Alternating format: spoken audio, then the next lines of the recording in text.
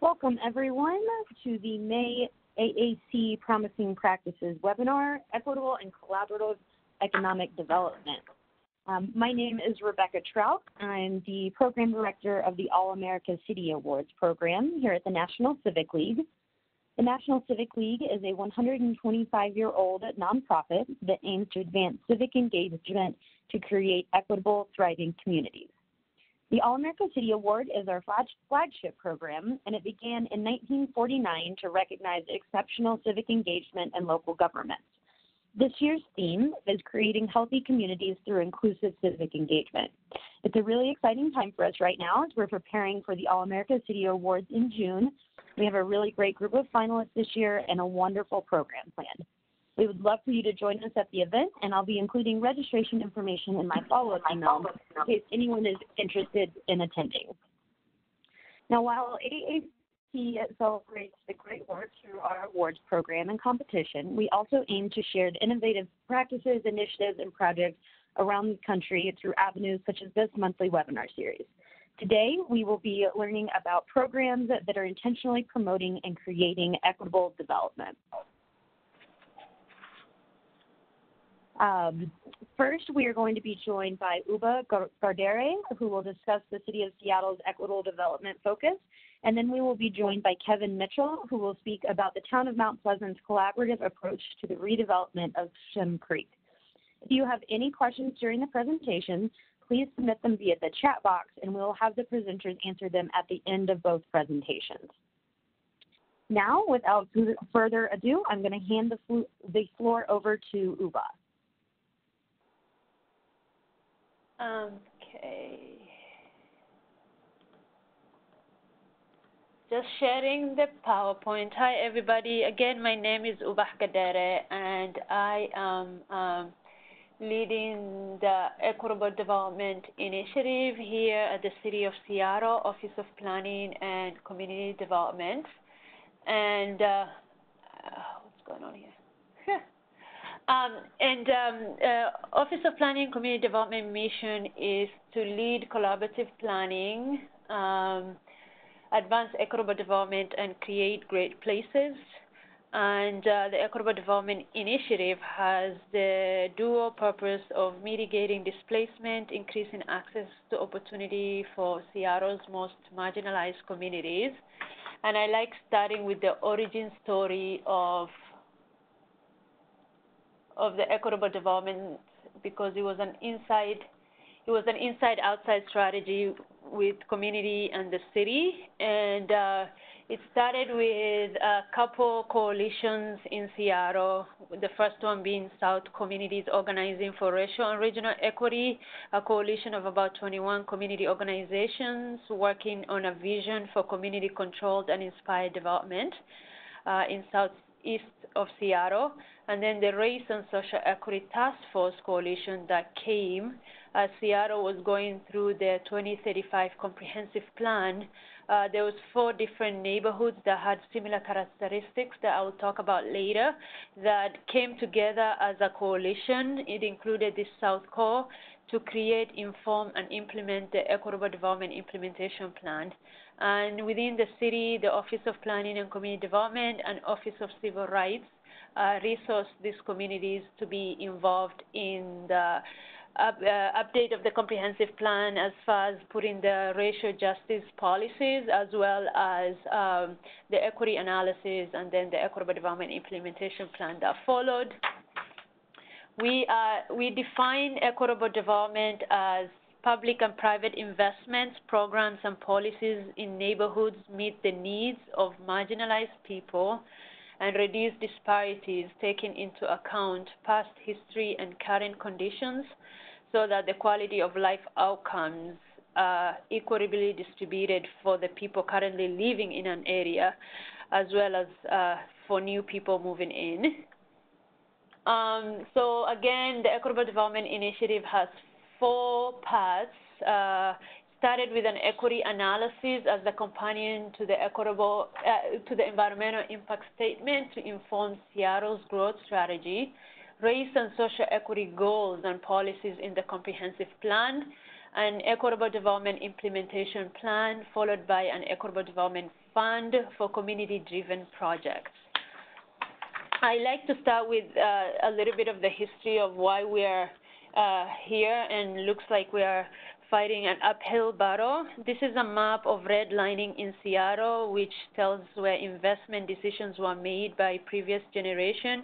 And within the city, the foundation of our work is the deep understanding of the historical and current context of inequities, and also actually owning government's role in creating and perpetuating those. So as you know, investment were deliberately not made in certain areas, and this had very direct impact on people's lives, where people could live, ability to start building wealth through home ownership or starting new businesses. And there are not many other mechanisms in place where you are able to gain an upside of investment in these areas. It also tells where banks made loans and governments made investments are the areas that are really thriving right now, and this affected the quality of life. And then these two maps came with the equity analysis, and looks at the risk of displacement and access to opportunity. If you had looked at the former map and the areas that were graded hazardous and definitely declining, were the same areas right now that no matter what growth strategy the city of Seattle ended up with, these were neighborhoods that were at risk of displacement.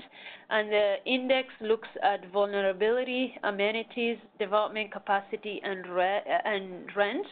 And the red indicates high risk of displacement, where blue indicates low risk, and the purple, which you might not be able to see, is the urban villages boundary.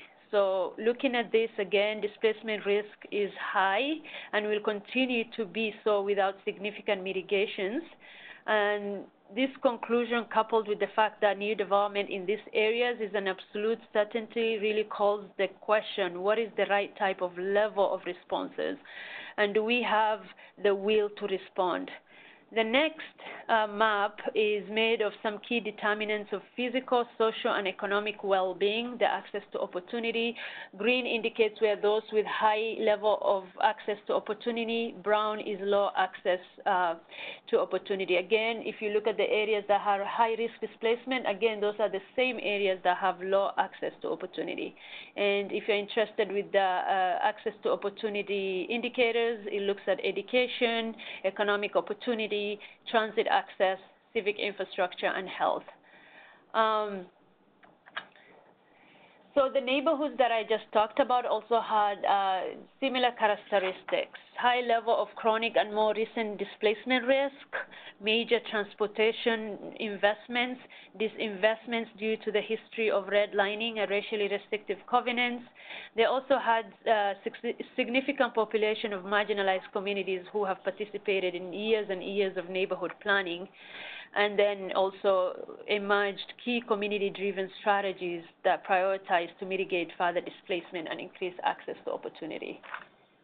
So the Equitable Development Framework goal is to achieve racial and social equity. We need strong communities and strong people, and this means community stability and resilience in the face of displacement pressure, and also great neighborhoods throughout the city with equitable access for all. Growth that achieves these goals will require more public investments above current levels, specifically into these 6 drivers. And each of these drivers has their own outcomes associated with it that I will not have time to go through. But the equity drivers: 1, promotes economic opportunities for marginalized populations, enacts policies and programs that allows these marginalized populations to curb displacement, but not only residential displacement, but also looking both at commercial and cultural displacement. And then building on the local cultural assets of those communities and respecting local community character, cultural diversity, and values, and then also working on prioritizing investments in effective and affordable transportation that supports these transit-dependent communities. And last but not least, creating neighborhoods that enhance community health through access to public amenities. So as I talked about earlier, the Equitable Development Initiative came with a fund. The Race and Social Equity Task Force group that I talked about, which came from 4 neighborhoods that had the similar characteristics that I talked about, came together to advocate for investments within their neighborhoods. They say that at 2035, we won't be here. So what is the government and the city willing to invest in the next 5 years so that we can stay and thrive in place? So they were able to win about $16 million one-time fund with some CDBG money. And then also starting this year, they were also able to win some $5 million a year from Airbnb tax. And the way we approach these investments is to address historic and market inequities through investing in projects that mitigate displacement, increase access to opportunity while building on the local cultural assets of those communities. And then the Equitable Development Initiative and the implementation plan also identified monitoring as one of the key types of change that is needed to advance equitable development and eliminate racial inequities.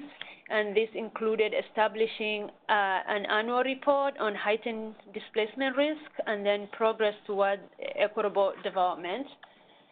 And these are the meaningful indicators that I just talked about, and the purpose of that being the report providing information to aid city officials in making policy planning and investment decisions in the neighborhoods that I talked about, and also providing the community organizations with data for informing advocacy and action. The implementation plan states an annual report. We are 2.5 years into the initiative, and we will probably be doing the first report sometime this year, with phase 1 coming up in July report, and then the phase 2 in spring of 2020. So we are working with different projects that mitigate displacement in a lot of the neighborhoods that were high-risk displacement, and these are community-driven projects that came from community. It started with an inclusive outreach, an engagement which was conducted in a culturally specific manner, allowing comfort and familiarity while navigating the city processes. And our Department of Neighborhoods have these groups called community liaisons, who are bridge builders in their communities, who are leaders. They hold authority in their community and neighborhoods, and also resourced by the Department of Neighborhood.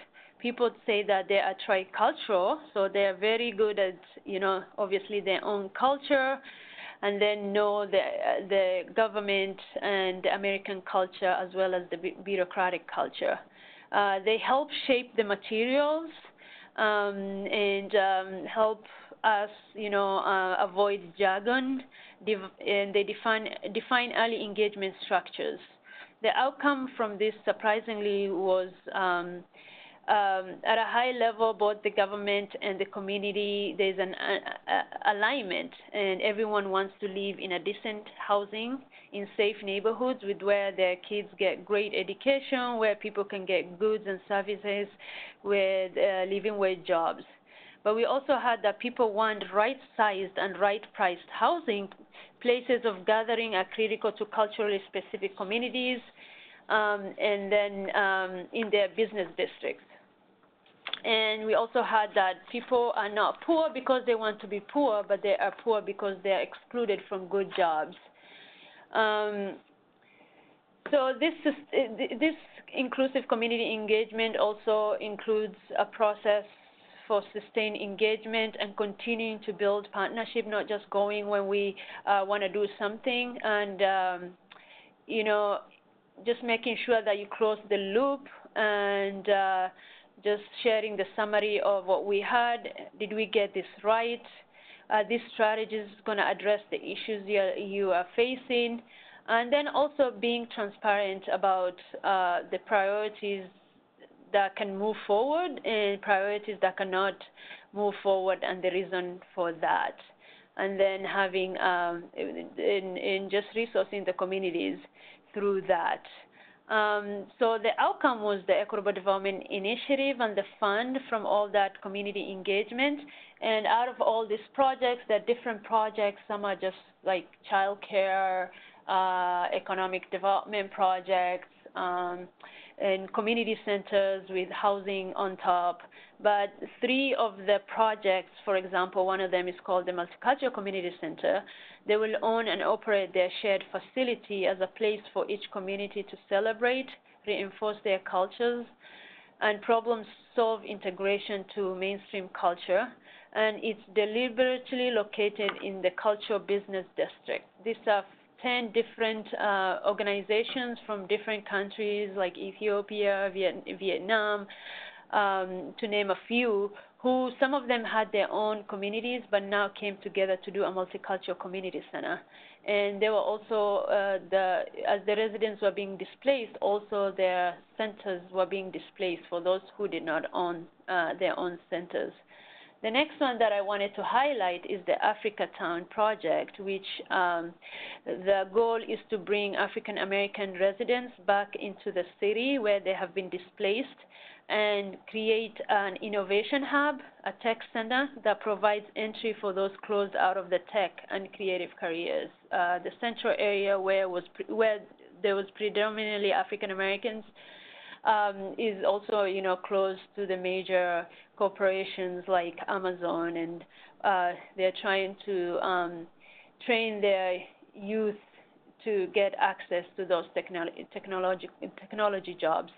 And then the third one that I wanted to highlight is Rainier Beach Food Center, Innovation Center, and the goal for this is to create career path living wage jobs linked with education in Seattle's one of the neighborhoods with highest risk of displacement, has low access to opportunity, and last time I checked had 3 times the unemployment rate of the rest of the city. So we are offering technical assistance to these projects, working with them.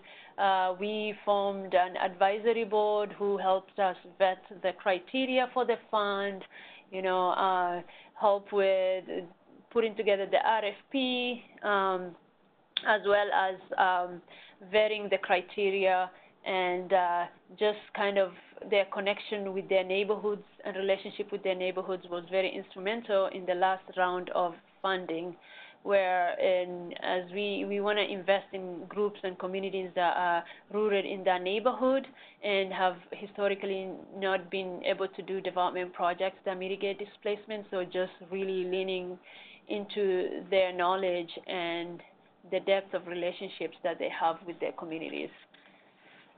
I think I had about 10 minutes and so that's the Equitable Development Initiative. It's about 2.5 years old, and we just believe that together we can leverage our collective resources to create communities of opportunity for everybody, working both on place-based strategies and creating access to folks in other amenity-rich and high access to opportunity neighborhoods. Thank you. Excellent. Ubax, thank you so much for giving us a rundown of that presentation. We appreciate your time. We did have a couple of questions that came through the chat, but as I mentioned, we're just going to answer all of those together at the end. So if you have any questions that come up through either Uba's presentation or Kevin's upcoming presentation, just enter those in the chat for us, and we'll get to them at the end. Now I'm going to hand it off to Kevin, who is from the town of Mount Pleasant, a last year's All-America City winner, and he is going to talk to you a little bit about the Shem Creek Park project. Kevin, that's all yours. Yeah. Thank you, Rebecca. Thank you for giving us the opportunity to talk about our town and talk about a wonderful project highlighting one of our most treasured natural features here in town called Shem Creek. The purpose of this presentation is to share an example of how creating partnerships can be mutually beneficial. It's a good example of what collaboration can do to create, revitalize, and protect waterfront property. Let me advance this. But first, let me kind of talk very quickly about Mount Pleasant. We're located in the southeast corner of South Carolina. Our population is roughly 85,000. And highlighted is the boundary area. It's approximately 53 square miles. Our neighbors to the south, the city of Charleston, and I would consider our community as being environmentally sensitive, and we take a lot of value in our natural low country scenery. And like most coastal towns, managing growth is at the forefront of our political platforms. As you can see, over the last few decades, we experienced a positive growth rate of about 3% on average. Next slide shows the project area. The highlighted area is the lightly shaded highlighted area is Shem Creek boundary at mean high water. It's approximately 2 miles in length, and it flows directly into the Charleston Harbor. Because of the sensitive nature of our community, in 2007, our administration and elected officials took action to preserve a portion of the creek for the public. They purchased a tract of land that was under development pressure, highlighted in blue, and when that was purchased, it set the stage for a linear park we now call Shem Creek Park. This slide shows the different phases of the park. The green represents the first phase, yellow the second phase, and the red shows the third phase. And back in 2007, when we purchased the park, only the green area was purchased. It consisted of 48 acres of marsh, 3/4 acre high ground, and contained within the marsh area was an old dock used by shrimpers for many years. After a number of public meetings, design charrettes, permitting, and at the end of the construction, the first phase was completed in 2011. It basically followed the footprint of the old shrimper dock that was there when we purchased the property. And in the end, we created a boardwalk that extended about over 2,000 linear feet. It included a boat dock, float boat dock, and a restroom facility with parking. Here's the photograph of the docks when it was purchased in 2007. As you can see, they're clearly unsafe for the public. This is a recent shot when the project was completed. Consistently 10 feet wide. It is handrails all the way, and it's safe and made accessible to the public. Another photograph of when we purchased the property. This is the where the shrimp boats docked, and it extended along the edge of the creek. This is what it looks like, a photograph taken last year. Same location. Many people use this area for fishing, recreation, and observing wildlife. As mentioned, a special feature of the park was the 250 linear foot float that was added. This allowed people to access the park by boat. And we also included a restroom facility on the 3/4 acre high ground and managed to include 34 parking spaces as well. So, but one component of phase one we didn't have was the connection at the waterfront with our local restaurants and businesses that were located just right nearby. The connection was included in our master planning, and following the success of phase one when it opened in 2011, we approached the owners of the dock, which were longtime Creek family members, the Simmons family. They owned property along the creek for generations, and fortunately, they were open to talking with us about the possibilities of making the connection to the park. However, this would mean a connection of a public facility to a private dock, which presented us with some liability and safety concerns. To better illustrate what occurred next, here's the overhead showing the highlighted areas of the two property owners. The green highlighted area is the public park phase 1. And if you notice the small red section just south of the yellow parcel, there was no physical connection there when the project was completed. This was located at the mouth of a small tributary called Jones Creek. It was dry at low tide, but to make that connection possible, we needed the help of the Simmons family. And ultimately, after negotiations, we struck an agreement to lease the dock space just south of Jones Creek that was built in phase 1, and the town would be granted a perpetual easement that extended to the blue parcel all the way up the creek edge. So as a result, the Simmons family would be able to lease the dock space, and they would share the access with the town, and then the town was fortunate enough to expand the park footprint almost 350 feet as a result up the side of the creek. Now, the owner of the blue parcel, just right next to, just right north of the yellow parcel, was another creek family. The Toller and Finch family were property owners along the creek for generations, just like the Simmons family was. During this time, and just by coincidence, the docks fronting the creek were in bad condition. Parts were falling into the creek. So we approached the owners with possibilities of attaining an easement along the fixed portion. They would retain the float docks, and facing a considerable repair expense, they agreed to the easement.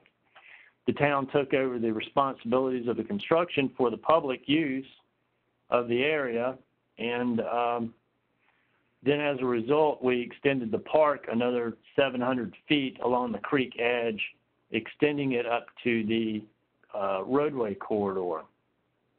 The next slide shows the changes described as a result of the partnerships. The green line now extends all the way up to one of our main corridors called Coleman Boulevard and makes a direct connection at that location.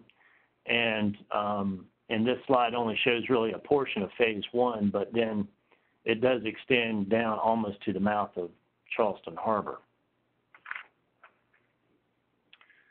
So a couple of slides showing before and after pictures. This is at the Jones Creek, the mouth of Jones Creek, and fortunately for permitting reasons, we had the fixed pier that was removed on the left extended beyond the mouth of Jones Creek. So our project removed this section, expanded the width, and improved the navigation, even though we did restrict it vertically. And fortunately, the state permitting agency agreed with us that it was a benefit to have that connection over the creek. And we were granted the permit to cross and make the connection. Next slide shows just right down from there was the private boardwalk section we tied into on the left side. As you can see, we had it wasn't safe for the public, and on the right side is the same section.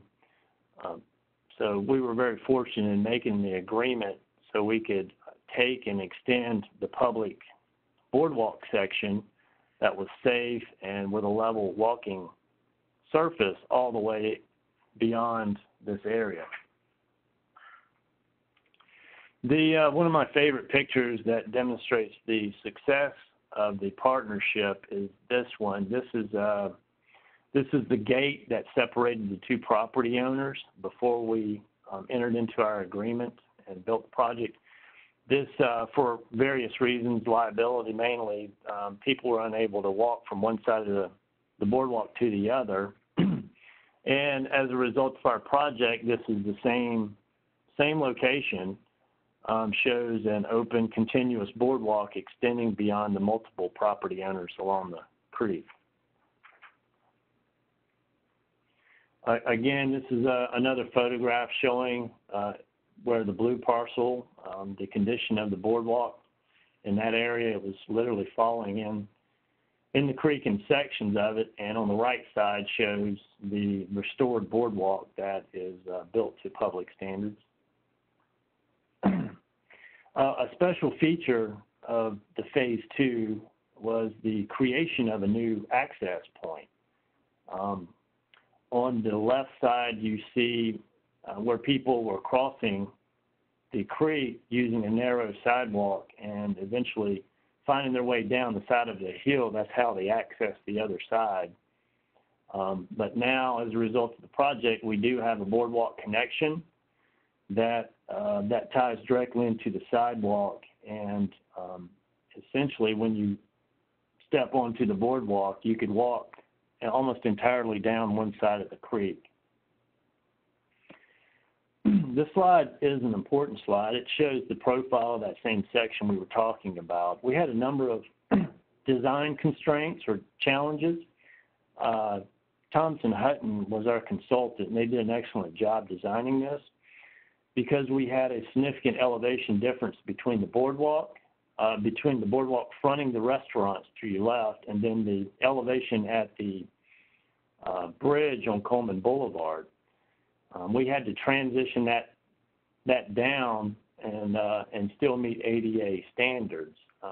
And right in the center of that section was a boat ramp, so we didn't want to impede the vertical clearance of that boat ramp, nor did we want to impact the view from the existing buildings there. And we managed to design this to where it did meet all ADA standards and accomplish our goal, which is to create that connection with Coleman Boulevard. So this is the shot showing the scale of Phase 2. It extends over 1,100 linear feet, and it was largely due to the partnership created with the Simmons and Toller Fitch families. Now the businesses along the creek were able to experience a direct economic benefit from the project.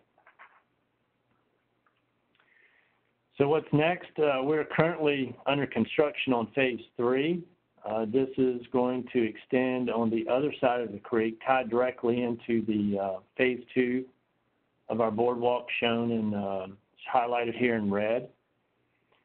It's going to touch down on the east side, making a connection with the sidewalk along the boulevard and the property on the other side. That also includes a number of restaurants. This is the profile rendering of the project, and hopefully within 2 months it'll be complete. It does include a little lookout spot in the middle and a covered section off to your right. Making that connection from east to west is going to create a welcoming and safe passage. And the whole project, the whole park is a tremendous asset to the town.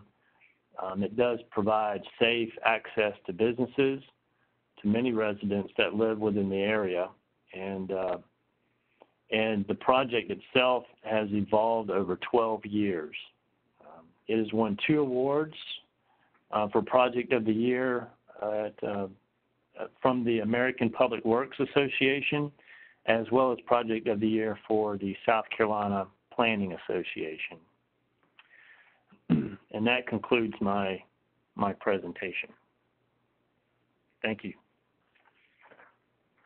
Excellent. Kevin, thank you so much for that presentation. Really appreciate you sharing about that project.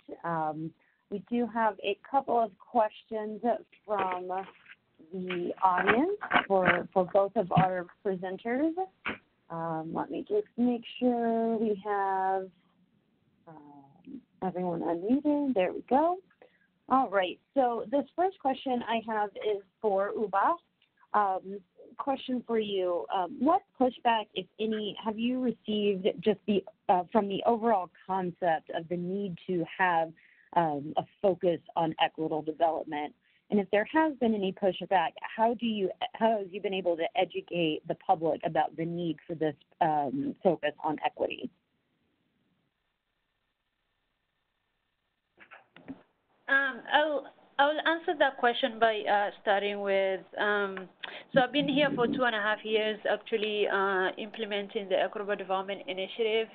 But before I was on the community side, actually part of the coalitions that was trying to put together the Equitable Development Initiative. And I think some of the pushback that we got, for example, focusing on these particular neighborhoods around community engagement pieces. I think there was some events that ended up getting canceled because folks asked for a more kind of a parity perspective of doing events all over the city. Just kind of approaching equity from the equality perspective, not understanding that these communities need more time as far as outreach is concerned. And then also with the fund itself, when it was established and we were doing the RFP process, the other pushback that we got also is we need to open up the funding for all over the city, because Seattle is a growing city and displacement is impacting even middle-income folks. And the way we counter that is, there's the implementation plan, there is the financial strategy, there's the maps that actually show where disparities are happening, and just reiterating that, focusing on these neighborhoods is beneficial for everybody in the neighborhood, in the city. We were able to open up for other high-risk displacement. I talked about the neighborhood characteristics of the 4 first neighborhoods that are in the financial strategy and implementation plan. But as we were doing round 2 of the funding process, we had to open up the process for all the neighborhoods that are high-risk displacement. These 4 neighborhoods has this also, in both the chronic and recent displacement pressures, and then the history of these investments and all that, and then just mentioning that, equity, and to get to racial equity outcomes, we really have to build capacity for these neighborhoods. Did that answer that question? Yes, it did. Thank you so much for that. Switching gears a little bit, this question is for Kevin. Actually had a couple of questions around this topic. Can you talk a little bit about the project funding? And then after you mentioned how it was funded, was there any, regarding the cost, was there any struggle with public buy-in of the expense, and how did you deal with that? Oh, great. Yeah, the funding was from tax increment financing district. It basically is a funding mechanism generated in that area to be put towards infrastructure projects such as this to help spur redevelopment and revitalization of the community. So it was a special funding tool that was used and specifically generated from that area to be put back into that area for public projects. Now, as far as the public awareness and possibly some of the opposition for this project, for actually all 3 projects, to be honest with you, there really wasn't much opposition, and I think that has a lot to do with how we approached it, and by master planning it, we really took a lot of time, and we had a lot of open meetings, a lot of design charrettes. We invited the public in. It was well attended. A lot of the surrounding property owners attended. We actually had private meetings with the business owners themselves to make sure that their comments were listened to, and we incorporated those. And I think a lot of the visual aids we used through and demonstrating what our intentions were, I think that helped out a lot. The regulatory agencies really saw the overall public benefit for this project, and you know, our administration, our mayor and town council were, you know, behind this, you know, all the way. So I mean, everybody kind of bought into the big vision of what this area could become and how much of an asset this project was going to be to the people of Mount Pleasant and to the general public, whoever visits the area. So there was really a lot of buy-in. I mean, a lot of people just, you know, wanted this to happen, and it couldn't happen soon enough. So we're continuing on with our third phase now, and hopefully it'll be open soon. Great. And a quick follow-up question to that. Was there any state or federal money secured for the project? There was not. Like I said, it was all tax increment financing, money generated from the area that the town of Mount Pleasant had control over, and it was money with, of course, strings attached that you had to use for public infrastructure. And this project, of course, fell perfectly in line with meeting that criteria. So we didn't need, you know, federal funding or any kind of state level funding. We just needed, of course, their participation in the permitting process. That we really appreciate their willingness to see the overall, you know, benefit to the public good, and we're able to work with us through the permitting process. That was their biggest contribution to the project. Great. Thank you for that additional information. This next question is back to Ubax. With the sort of development of these projects, the multicultural center, different things that you touched on briefly, have you been able to see an increase in the awareness or interest by the community and buy-in by residents about the need for this sort of multicultural, equitable approach? So, like I said earlier, this like community-driven projects that came from years of planning and visioning from the community. And for example, the Multicultural Community Center has been meeting about 6 years right now, and just building a shared analysis and what their outcome is. And they just recently, last year, got site control in partnership with another project called the Opportunity Center that I didn't talk about. So since it's like comes from community and it comes from years of engagement and visioning, I think it's community owned. So there's not a lot of like, and actually the only thing I will add to as far as like pushback and things like that. So the Multicultural Community Center cross ethnic groups that came together, about 10 groups. So the fund itself, money is disorganizing, right? When the fund came out, actually one project that already had site control decided to leave the coalition so that they can apply on their own. And I mean, they ended up getting funded, but that took away, you know, their advocacy capacity and, you know, the future relationships and things like that. Sure.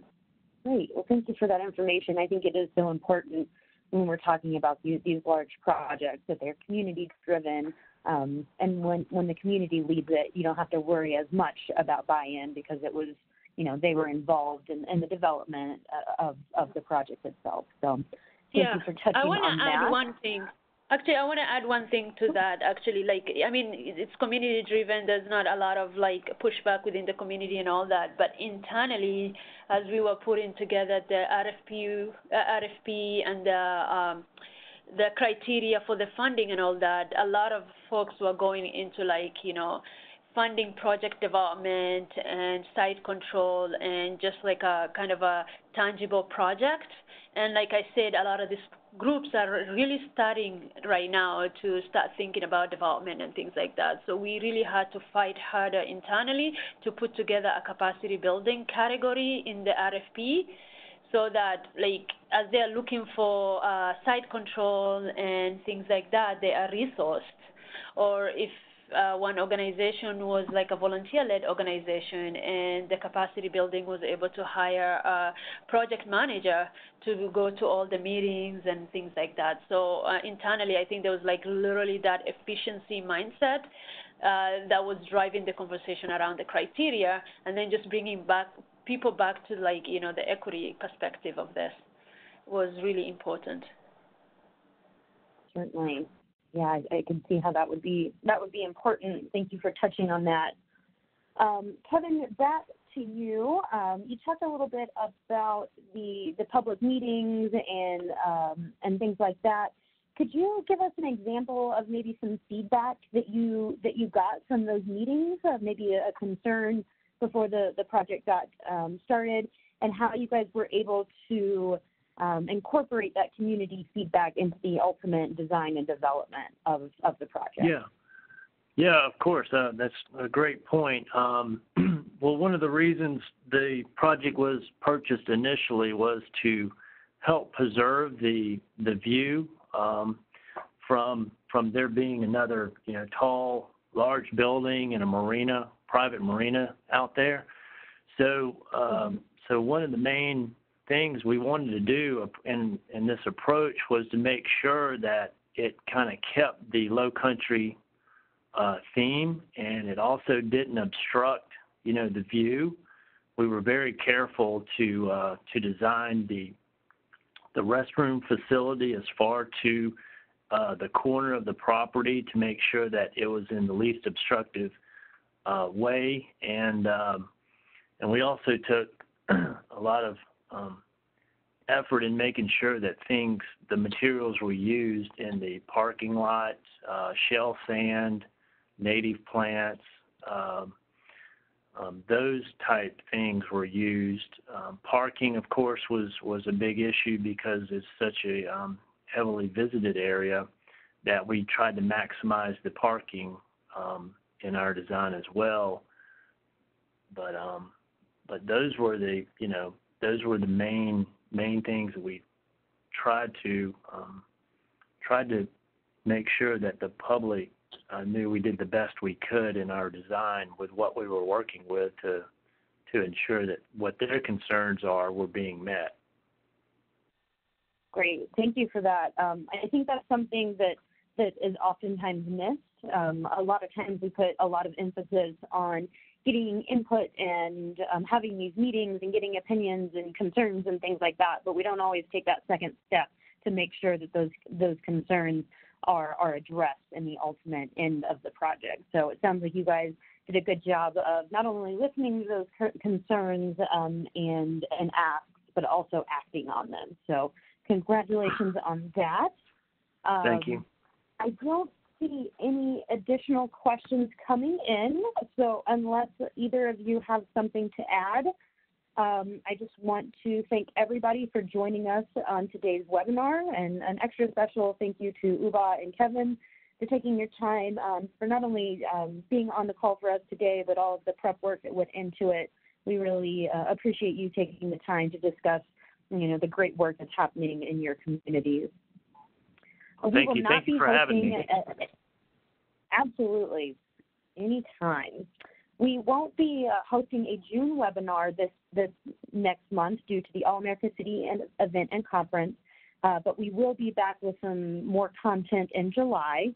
I'm also going to be sending a follow-up email with a recording and the slides from today's webinar that will come later in the afternoon or tomorrow morning at the latest. And then I'm also going to include the All-America City registration information just in case anyone is interested in joining us for that event here in Denver. If I can have my presenters stay on the call for just a couple more minutes, just to wrap up a couple of things. But for the rest of you, thank you so much for joining us again, and please enjoy the rest of your day.